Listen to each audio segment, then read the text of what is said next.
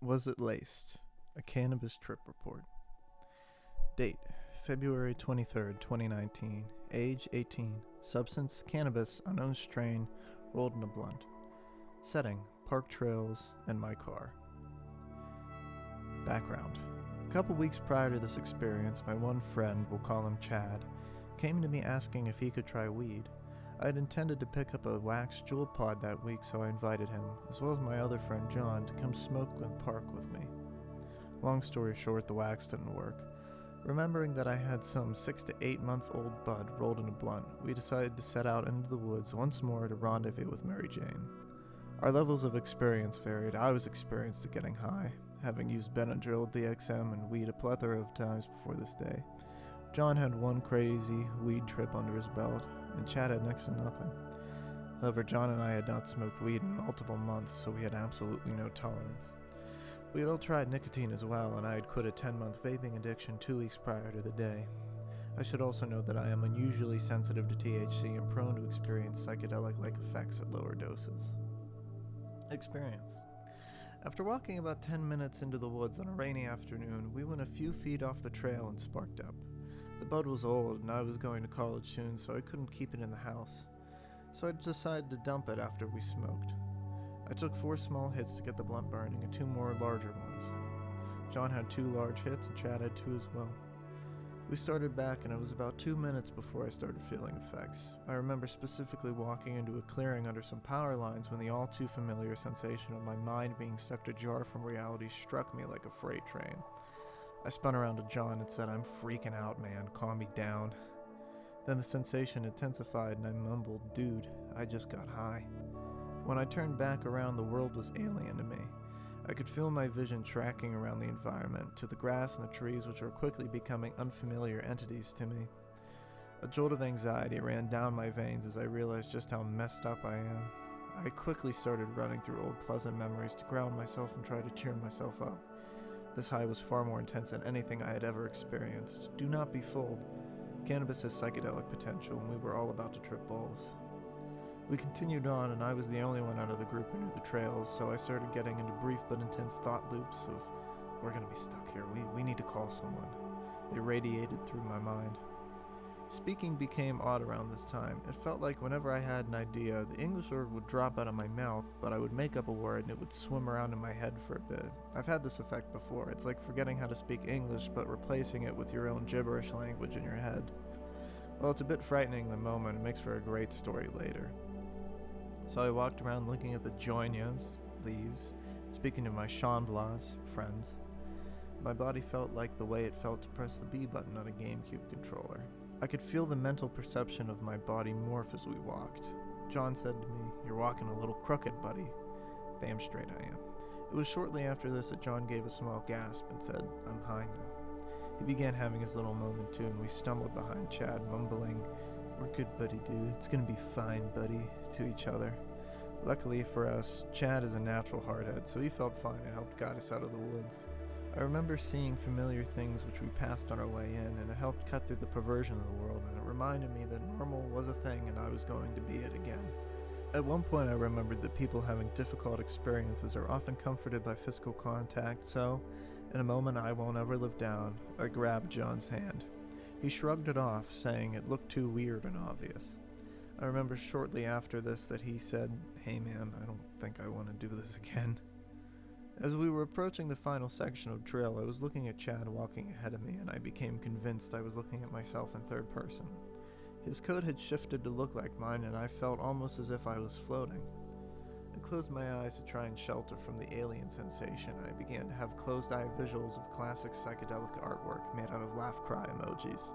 When I opened my eyes again, I saw small black points all over my vision and saw subtle trails of rainbow cascade down from them. The effect was very subtle, a very transparent overlay, but it was still somehow colorful.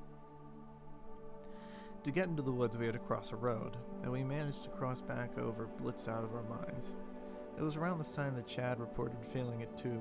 We walked back to my car, a welcome sight for my destroyed mind. I put my hands into my pockets to get my keys, and my hands felt like those tiny hands you would see in those vines from a few years back. We got in the car, and immediately John grabbed my keys and stuffed them under his seat. "None of us are driving," he said. I agreed. At this point I was floored. The cottonmouth was setting in and the indescribable sensations of being high were overbearing. I felt like I was in a dream, like the world was too real to be real. I pulled my phone out again, experiencing the tiny hand syndrome, and somehow managed to plug my headphones in. I briefly closed my eyes and had another laugh cry closed-eye visual. I had none other after this point. I put on Pretty Odd, one of my favorite albums to listen to high.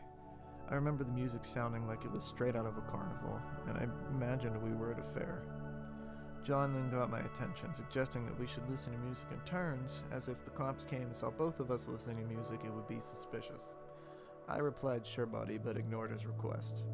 John's paranoia was further strained by Chad, who had been staring, pointing, and laughing at every single car that drove by us. In an attempt to calm John down, I pointed out that the walk to the car must have been at least 40 minutes, so we would be coming down soon. In reality, the walk had been closer to 15, and the high was to last for much, much longer. But the false sentiment was comforting, so we spent the next 30 minutes talking solely about how we would come down and how cool it was going to be sober again. Eventually, we remembered that we had snacks, and the feast to end all feasts began.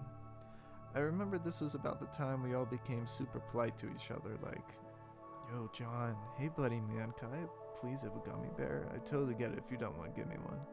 "Bro, of course. Bro, you don't even have to ask. You're basically my brother, dude." And other similar exchanges.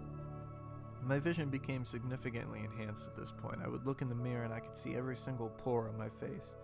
My vision felt like it had a type of filter over it, like I had contacts that made everything super enhanced and perhaps slightly more turquoise. So we sat for nearly 3 more hours, and not once did we leave my car until I had to piss really badly. I gathered my friends, informing them of the grand journey we needed to go on. We all hopped out and walked to the porta potty, gauging that we were genuinely coming down and we'd be able to go home soon. We repeated the walk to the bathroom a second time, and when we returned, I attempted to drive. I got about 2 minutes down the road before I tapped out and parked. John started insisting that he was sober and wanted to drive, but I refused, telling them I'd be fine in about 30 minutes. I was, and as the sun started setting, we drove off. We decided to make a much-needed munchy break at our local Sheets. We ordered, paid, and sat down in the corner of their dining area where we could discuss our experience in relative privacy. John and I were withdrawn and still a little bit dazed, but Chad was raving about how much he enjoyed himself. John and I exchanged glances as the ordeal we had just been through started sinking into our minds. We finished up eating and I dropped the other two off at their houses. While driving back, I had a short panic attack where I thought I was high again, but it shortly passed. I got home, and it felt as if I hadn't been home in months. It was similar to the feeling of coming home after a semester at college. I exchanged some jaded pleasantries with my parents and hurried up to my room. Now, after experiences of this magnitude, it's common for me to feel a kind of pop back to reality once I hit baseline sober.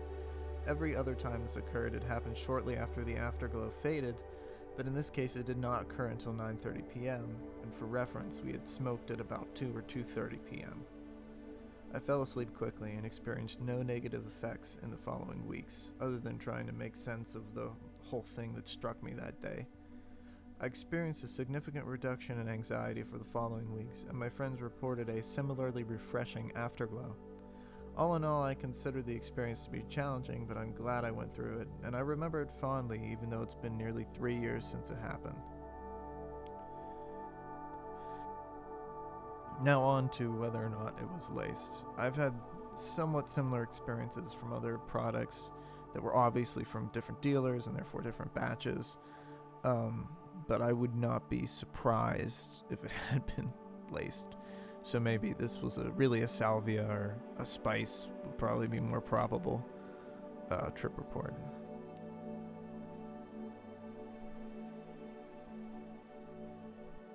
He shrugged it off, saying, "Shrugged it? He didn't shrug it.